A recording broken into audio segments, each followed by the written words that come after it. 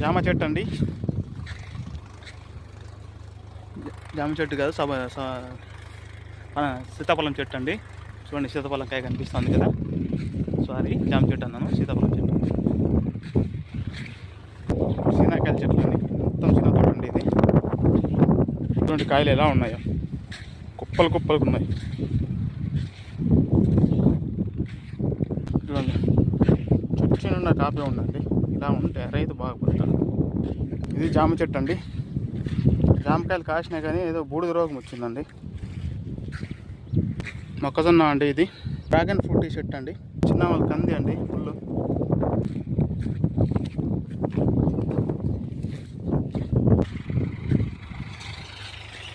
మా అన్న రోటావేటర్ కొడుతున్నాడండి.